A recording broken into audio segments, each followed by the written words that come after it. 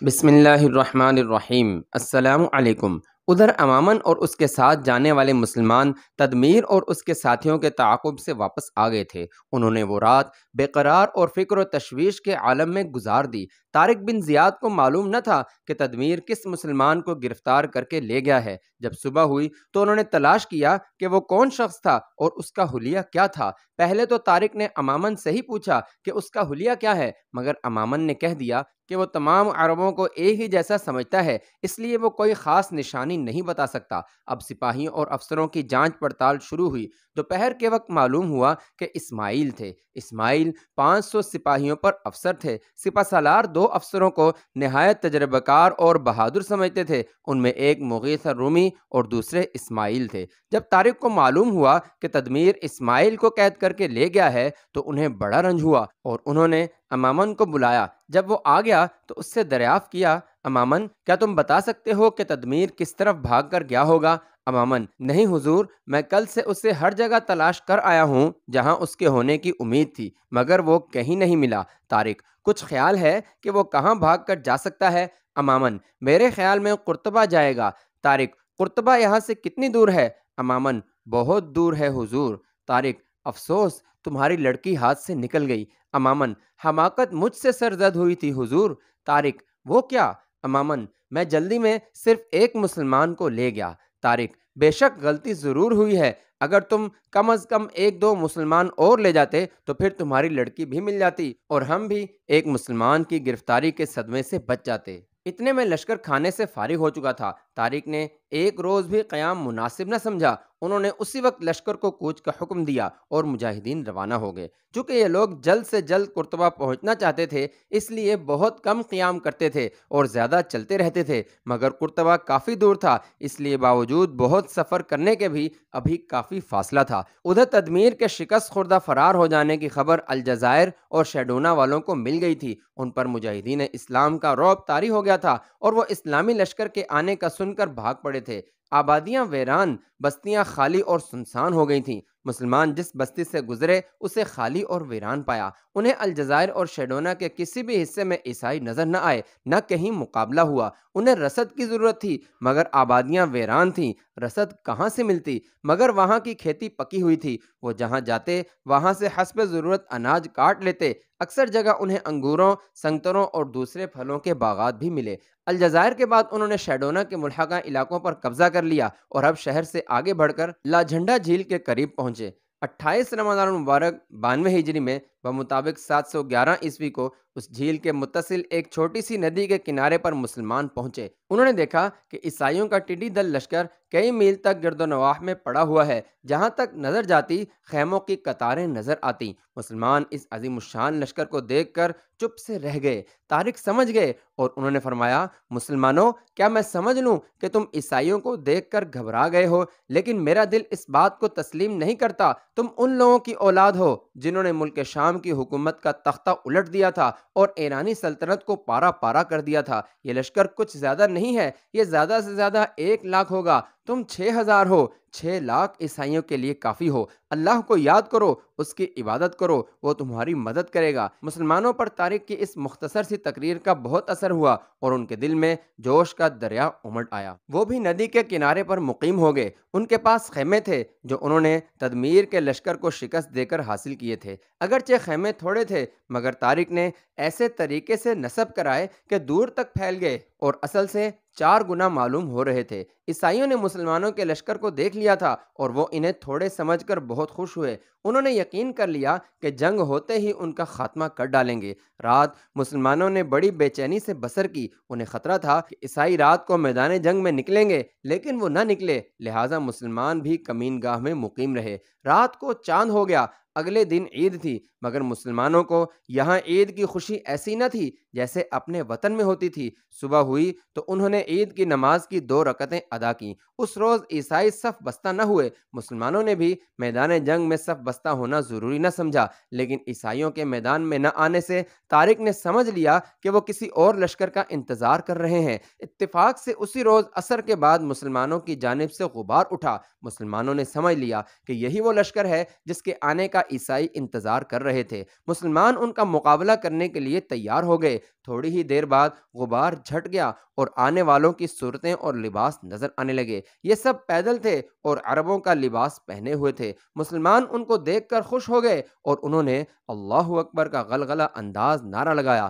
طارق اور ان کے ساتھیوں کو معلوم ہوا کہ یہ لشکر موسیٰ نے ان کی مدد کے لیے بھیجا ہے۔ یہ لشکر 5000 تھا۔ جب وہ قریب آئے تو تمام مسلمان ان سے بغل گیر ہو گئے۔ اب مسلمانوں کی تعداد 12,000 ہو گئی تھی۔ وہ رات مسلمانوں نے نہایت مسرت سے بسر کی۔ بلقیس کو تدمیر نے کھول دیا تھا اور وہ لشکر میں جہاں چاہتی جا سکتی تھی۔ وہ اپنے خیمے سے باہر نہ نکلی بلکہ ہر وقت اندر ہی رہتی تھی۔ جب لشکر کوچ کرتا تو وہ بھی سپاہیوں کے ساتھ چل پڑتی، مگر وہ خوب جانتی تھی کہ اسے رازرق کے پاس لے جایا جا رہا ہے اور وہ اس سے شدید نفرت کرتی تھی، اتنی نفرت کہ وہ اس کے پاس جانے کے بجائے موت کی آغوش میں جانا پسند کرتی تھی۔ اس لیے وہ اس طاق میں تھی کہ کہیں کوئی موقع ملے تو وہ اور اسماعیل اس کی دسترس سے بھاگ نکلیں۔ چنانچہ اس نے ایک مرتبہ پہاڑ کے اوپر اسماعیل کو متنبہ کر دیا تھا۔ جس روز رات کو عیسائیوں کا لشکر دامن کوہ میں جا کر ٹھہرا، اس نے تہیہ کر لیا کہ آج ضرور بھاگ نکلیں گے۔ چنانچہ وہ کھانا کھا کر جلدی ہی سو گئی تھی۔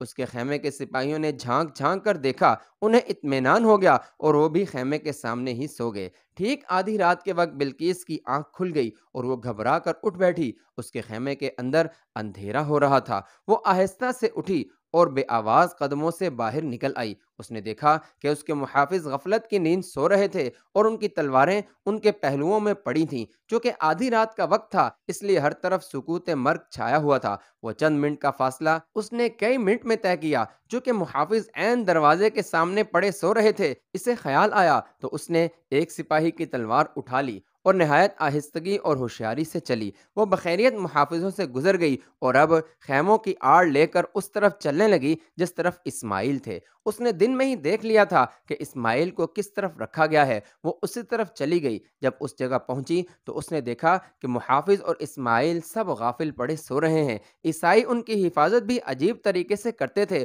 وہ ان کے ہاتھوں میں سوتی رسی باندھ کر اپنی کمر کے گرد لپیٹ لیتے تھے تاکہ اسماعیل اگر ذرا بھی حرکت کریں تو ان کی آنکھ کھل جائے۔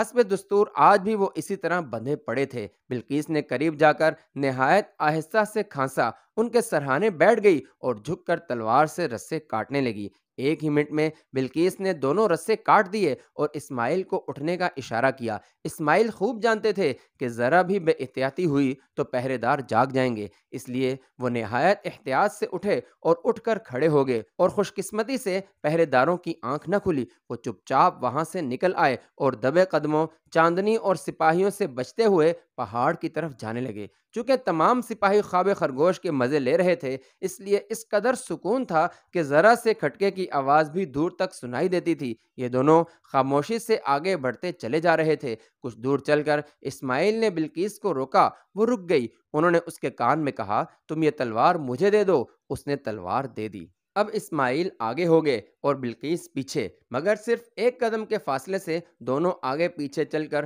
خیریت سے لشکر کے کنارے پر آ نکلے۔ دونوں کو اس سے بڑی مسرت ہوئی۔ اب انہوں نے اپنی رفتار ذرا تیز کر دی اور اس احتیاط کا خیال نہ رکھا جو کہ خیموں میں کرتے رہے تھے۔ چند ہی قدم چلے تھے کہ اسماعیل کا پاؤں ایک سپاہی کے اوپر جا پڑا۔ وہ گھبرا کر اٹھا اور بڑبڑاتے ہوئے بولا، کون بے وقوف ہے؟ اس کے بولتے ہی اسماعیل نے تلوار اٹھائی۔ وہ تلوار کی چمک دیکھ کر گھبرا گیا اور ہاتھ جوڑتے ہوئے اسماعیل کی طرف دیکھنے لگا۔ پہلے تو وہ کچھ نہیں سمجھا تھا کیونکہ نیند سے بیدار ہوا تھا، مگر اب جو اس کی نظر ان کے لباس اور چہرے پر پڑی تو وہ کانپ گیا۔ انہوں نے اشارے سے اسے خاموش رہنے کو کہا اور وہ چپ ہو گیا۔ یہ دونوں بڑھ کر خیموں سے باہر نکل آئے، مگر سپاہی اس قدر خوف زدہ تھا کہ پھر بھی شور کرنے کی جرت نہ ہوئی اور وہ نہایت سکون سے پڑا رہا۔ صبح اس نے اس واقعے کا ذکر کسی سے اس لیے نہیں کیا کہ تدمیر اس کی بزدلی پر اسے قتل کر ڈالے گا۔ اسماعیل اور بلقیس دونوں میدان کو طے کر کے پہاڑ پر چڑھنے لگے۔ چونکہ وہ اب لشکر سے کافی فاصلے پر آ گئے تھے اس لیے انہوں نے اطمینان کا سانس لیا۔ اب یہ دونوں پہاڑ کی اونچی چٹان پر چڑھنے لگے۔ چٹان بالکل سیدھی تھی جس پر چڑھنا انتہائی دشوار تھا، مگر رات کے اندھیرے میں دونوں آہستہ آہستہ چٹان پر چڑھتے رہے حتیٰ کہ چٹان کی چوٹی پر پہنچے۔ اس وقت صبح کا اجالا نمودار ہو رہا تھا۔ انہوں نے چوٹی پر پہنچ کر دیکھا کہ عیسائی گھبرائے ہوئے ان دونوں کو تلاش کر رہے تھے۔ یہ دونوں ذرا پیچھے ہٹ گئے اور ایک اونچے پتھر کے پیچھے چلے گئے۔ چونکہ پہاڑ کی چوٹی سب سے اونچی تھی اس لیے کسی کو خیال بھی نہ ہوا کہ وہ دونوں وہاں کہاں ہو سکتے ہیں۔ عیسائی انہیں تلاش کر کر کے وہاں سے چلے گئے اور انہوں نے اس چوٹی کو نہ دیکھا۔ رازق نے جب یہ دیکھا کہ مسلمانوں کا لشکر آ گیا ہے اور اب ان کی تعداد قریب قریب دگنی ہو گئی ہے تو اسے بہت افسوس ہوا کہ اس نے آتے ہی کیوں حملہ نہ کر کے مسلمانوں کا خاتمہ کر دیا۔ دراصل وہ لڑائی کو اس لیے طول دینا چاہتا تھا کہ مسلمانوں کو رسد نہ ملے تو وہ کھانے پینے کی تکلیف سے عاجز ہو کر واپس لوٹ جائیں گے۔ ایک وجہ اور بھی تھی اور وہ یہ کہ وہ شب خون مارنے کی فکر میں تھا اور چاہتا تھا کہ مسلمانوں کو غافل پا کر اچانک ہی ان پر حملہ کر دے، مگر مسلمان رات بھر پہرا دیتے رہے، اس لیے شب خون مارنا آسان نہیں تھا۔ مسلمانوں کے امدادی لشکر کے آنے سے اسے خوف ہوا کہ اگر جنگ کو طول دیتا رہا تو مسلمانوں کا لشکر برابر آتا رہے گا، اس لیے اس نے 2 شوال 92 ہجری کی صبح ہی لشکر کو میدان جنگ میں بھیجنا شروع کر دیا۔ دونوں لشکر آمنے سامنے درمیان میں 3-4 میل کے فاصلے پر تھے، اس لیے میدان میں سینکڑوں ٹیل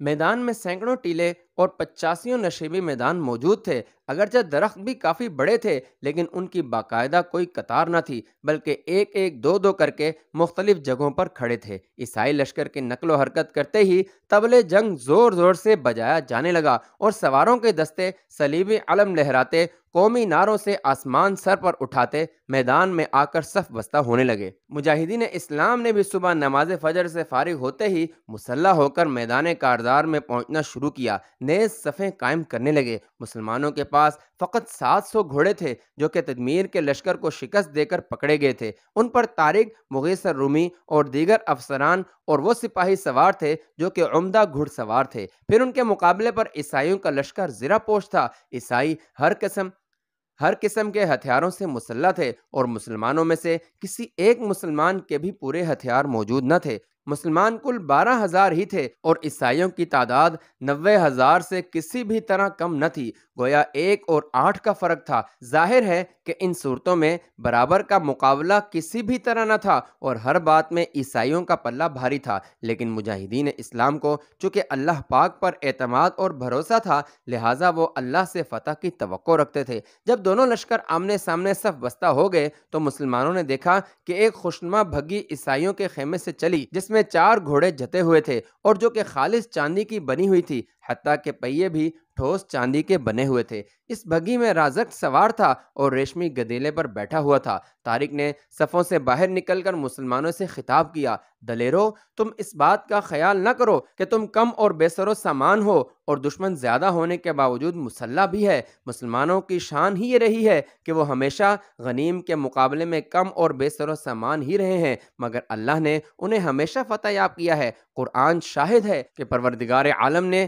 مسلمانوں سے ان کی جانیں اور مال جنت کے عوض خرید لیے ہیں۔ یہ اچھا اور سستا سودا ہے۔ مسلمان خوب جانتے ہیں کہ زندگی عارضی ہے، مرنا ضروری ہے، پھر اللہ کی راہ میں کیوں نہ شہید ہوں۔ شہداء کے لیے جنت ہے اور جنت سے زیادہ اچھی کیا چیز ہو سکتی ہے۔ اللہ تعالیٰ اپنے کلام میں سورہ روم میں ارشاد فرماتے ہیں، اور مومنوں کی مدد ہم پر لازم تھی۔ جب اللہ کا یہ صاف اور کھلا ارشاد ہے تو کیوں ہمیں فتح نہ ہوگی؟ انشاءاللہ ضرور ہوگی۔ تم شیروں کی اولاد ہو، لڑو اور ان ٹڈی دل بھیڑوں کو ہلاک کر ڈالو۔ طارق کی یہ مختصر سی تقریر ختم ہوئی۔ کچھ ہی دیر میں عیسائیوں کا لشکر سمندر کے طوفان کی لہروں کی طرح آگے بڑھا۔ ان گھوڑوں کی رفتار سے یہ معلوم ہوتا تھا کہ وہ آتے ہی مسلمانوں پر حملہ کر کے انہیں کچل ڈالیں گے۔ عیسائی لشکر کی صفیں مشرق سے مغرب تک حد نگاہ پھیلی ہوئی تھیں۔ مسلمانوں نے بھی اپنے لشکر کی صفوں کو دور تک پھیلا دیا تھا۔ طارق نے دائیں طرف مغیث رومی کو اور بائیں طرف طاہر کو مقرر کیا اور خود درمیان میں رہے۔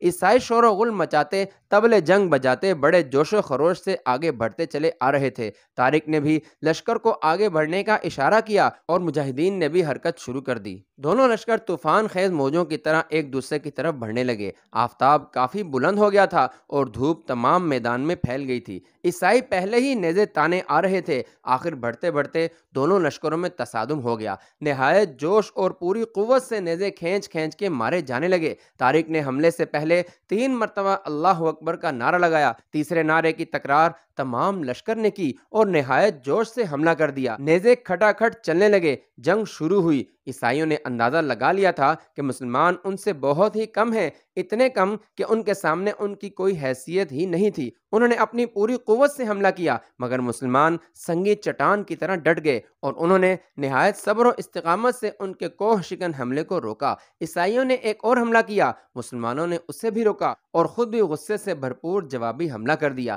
اس حملے میں انہوں نے بہت سے عیسائیوں کو چھید ڈالا۔ عیسائی تلملائے اور آہ و فریاد کرتے گھوڑوں سے نیچے گرے۔ یہ کیفیت دیکھ کر عیسائیوں کے قدم رک گئے اور انہوں نے غضبناک ہو کر حملے کرنے شروع کر دیے، مگر مسلمانوں پر نہ ان کے غصے کا اثر ہوا نہ ہی جوش و خروش کا۔ وہ استقلال سے لڑتے رہے۔ چونکہ صفیں لمبی لمبی اور دور تک پھیلی ہوئی تھیں، اس لیے لڑائی بھی دور تک پھیلی ہوئی تھی، مگر ہنوز فریقین کی پہلی صفیں ہی مصروف جنگ تھیں اور بقیہ صفیں ان کے پیچھے لڑائی کے لیے مستعد کھڑی تھیں۔ چونکہ نیزوں کی لڑائی کچھ زیادہ سود مند نظر نہ آئی، اس لیے فریقین نے نیزے پھینک کر تلواریں نکال لیں۔ صاف و شفاف تلواریں آفتاب کی روشنی میں جگمگاتی ہوئی اٹھیں اور سر و تن کے فیصلے کرنے کے لیے انسانوں کے اوپر جھکیں۔ اس خون فشاں تلواروں سے بچنے کے لیے سیاہ ڈھالیں بلند ہوئیں۔ اب جنگ نہایت زور و شور سے شروع ہو گئی۔ بہادر سرفروش کٹ کٹ کر گرنے لگے، ہاتھ پیروں اور سروں کے انبار لگنے لگے اور خون کا دریا بہنے لگا۔ جو آفتاب بلند ہوتا جا رہا تھا، جنگ کی آگ بھڑکتی جا رہی تھی۔ عیسائی مسلمانوں پر اور مسلمان عیسائیوں پر جوش و خروش سے اور قوت سے حملے کر رہے تھے۔ مسلمانوں نے عیسائیوں کی پہلی صف کا قریب قریب صفایا کر دیا تھا۔ پہلی صف کے سواروں کے مرتے ہی ان کے گھوڑے بے قابو ہو کر ادھر ادھر بھاگنے لگے۔ مسلمانوں کی پہلی صف نے انہیں پکڑنا اور ان پر سوار ہونا شروع کر دیا۔ اب کوئی باقاعدہ نظام یا ضابطہ باقی نہ رہا تھا۔ مسلمان عیسائیوں میں اور عیسائی مسلمانوں میں گھس گئے تھے۔ نہایت خون آشام جنگ ہونے لگی۔ مسیحی برابر غل مچا رہے تھے اور زور زور سے طبل جنگ بجا رہے تھے، ساتھ ہی زخمی آہ و فغاں کر رہے تھے۔ ان کی مختلف آوازوں سے نہ صرف میدان جنگ گونج رہا تھا، بلکہ میدان سے باہر دور دور تک شور سنائی دے رہا تھا۔ عیسائی جوش و خروش و غضب سے بھرے ہوئے نہایت دلیری سے لڑ رہے تھے، چاہتے تھے کہ جلد از جلد مسلمانوں کا خاتمہ کر دیں، مگر مسلمان گویا لوہے کے بن گئے تھے۔ وہ نہ مرتے تھے اور نہ ہی پیچھے ہٹتے تھے، بلکہ نہایت استقلال اور بڑی جواں مردی سے لڑ رہے تھے۔ ان میں سے ہر شخص جس عیسائی پر حملہ کرتا تھا اسے قتل کیے بغیر نہ چھوڑتا تھا۔ ان کی بے پناہ تلواریں ڈھالوں کو پھاڑ کر ان کے سروں کو کاٹ ڈالتی تھیں۔ ہر مسلمان خونخوار شیر بن گیا تھا اور عیسائی بھیڑیوں کو چیر پھاڑ رہا تھا۔ ایک طرف مغیث رومی اور دوسری طرف طاہر تھے، دونوں بڑی ہی پھرتی سے لڑ رہے تھے۔ وہ جس طرف حملہ کرتے تھے عیسائیوں کو مار مار کر بچھا دیتے تھے۔ انہوں نے کثیر تعداد دشمنوں کو موت کی نیند سلا دیا، مگر سب سے زیادہ جوش سے طارق لڑ رہے تھے۔ ان کے ہاتھ میں اسلامی علم تھا اور دوسرے میں تلوار۔ وہ علم سنبھالے ہوئے خونخوار حملے کر رہے تھے اور کسی شخص کو مارے بغیر پیچھے نہ ہٹتے تھے۔ چشم زدن میں صفوں کو الٹ دیتے اور جس پر حملہ کرتے اسے ڈھیر کیے بنا دم نہ لیتے۔ وہ کچھ اس شان سے لڑ رہے تھے کہ عیسائیوں کے دلوں پر ان کا رعب طاری ہو گیا اور ان کے سامنے جاتے ہوئے ڈرنے لگے تھے۔ اب دوپہر ڈھلنے لگی تھی، چونکہ اکثر صفیں ٹوٹ کر مخلوط ہو گئی تھیں اور عیسائی مسلمان آپس میں گھس گئے تھے، اس لیے پیادہ مسلم بھی حملہ آور ہو گئے۔ عیسائیوں کا خیال تھا کہ پیدل مسلمانوں کو گھوڑوں سے ہی کچل دیں گے، مگر جب حملہ کیا گیا تو مسلمان پیادوں نے نیزے مار مار کر سواروں اور گھوڑوں کو زخمی کرنا شروع کر دیا۔ مسیحی سمجھ گئے کہ پیدل کا مارنا سواروں سے بھی زیادہ دشوار ہے۔ پیدل مسلمان نیزوں سے لڑ رہے تھے۔ وہ جس گھوڑے کو نیزہ مارتے، وہ جس سوار پر حملہ کرتے، اس کی زرہ پھاڑ کر نیزوں کی انیاں پسلیوں کو توڑ کر پار ہو جاتی اور وہ چیخیں مار مار کر گر جاتے تھے۔ جگہ جگہ انسانی اعضاء اور لاشوں کے ڈھیر لگ گئے تھے۔ عیسائی دیکھ رہے تھے کہ مسلمان خونخوار شیروں کی طرح حملہ کر کے ان کو ٹھکانے لگا رہے تھے اور خود اس قدر کم مرتے ہوئے بھی معلوم نہیں ہو رہے تھے۔ اگر کبھی ایک آدھ مسلمان شہید بھی ہو جاتا تو کم سے کم 15-20 عیسائیوں کو جہنم واصل کر چکنے کے بعد شام تک اسی جوش و خروش کے ساتھ جنگ ہوتی رہی۔ سرفروش لڑ لڑ کر مرتے رہے۔ اگرچہ فریقین اس کوشش میں رہے کہ جنگ کا فیصلہ آج ہی ہو جائے گا، لیکن نہ ہو سکا اور آفتاب غروب ہو گیا۔ مجبور ہو کر ہر دو فریق الگ الگ ہوئے اور رات بسر کرنے کے لیے اپنے اپنے خیموں کی طرف لوٹ گئے۔